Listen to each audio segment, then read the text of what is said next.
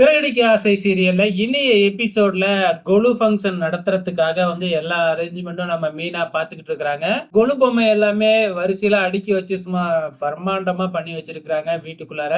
So நம்ம முத்து அதெல்லாம் பார்த்துட்டு ரொம்பவுமே பெருமையா மீனாவை பத்தி பேச ஆரம்பிக்கிறாங்க. அது மட்டும் இல்ல, இன்னொரு பெரிய பொம்மையும் இங்கேயே இருக்கு. அத சேர போட்டு தான் உட்கார வைக்கணும் அப்படின்னு சொல்லி நம்ம மீனாவையே நம்ம முத்து கிண்டல் பண்ணிக்கிட்டு இருக்கிறாப்ல. அப்ப கையில வேறயா போனை வச்சு ஆட்டி ஆட்டி நம்ம முத்து பேசுறாங்க இல்லையா? அத பார்த்தீங்கன்னா, இந்த ரோகிணியும், வித்யாவும் பார்த்துட்டு எப்படியாச்சும் இன்னைக்கு இந்த ஃபோன எடுத்துறணும் அப்படிங்கிற மாதிரி திட்டம் போட்டுக்கிட்டு இருக்கிறாங்க.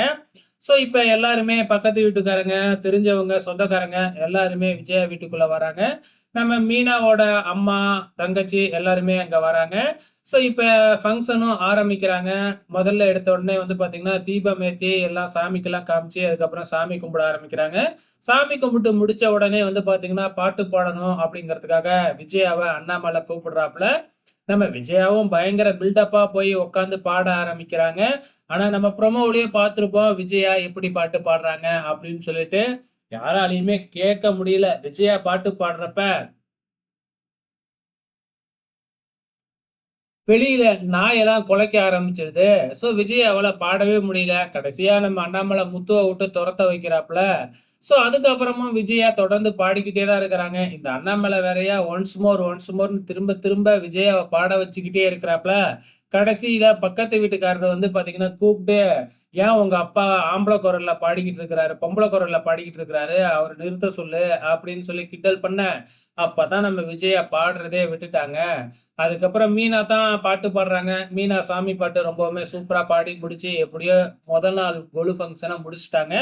அதுக்கப்புறம் வழக்கம் போல நம்ம முத்துவும், மீனாவும் பேசிக்கிட்டு இருக்கிறாங்க. அதே டைம்ல பார்த்தீங்கன்னா, இந்த ஃபங்ஷனுக்காக பார்த்தீங்கன்னா, அந்த பரதநாட்டிய கிளாஸ்ல இருக்கிற அந்த காதல் ஜோடியும் வந்திருக்கு. ஸோ அந்த காதல் ஜோடி யாரு அப்படின்னு முத்துக்கிட்ட நம்ம மீனா காமிச்சு குடுத்துருக்காங்க. நம்ம முத்து என்ன பண்ண போறாப்ல அப்படிங்கிறது தான் தெரியல. இந்த ஃபங்ஷன் நடக்கிறப்ப கடைசியா இந்த சுண்டல் எல்லாத்தையும் எடுத்து குடுத்துக்கிட்டு இருக்கிறாங்க இல்லையா?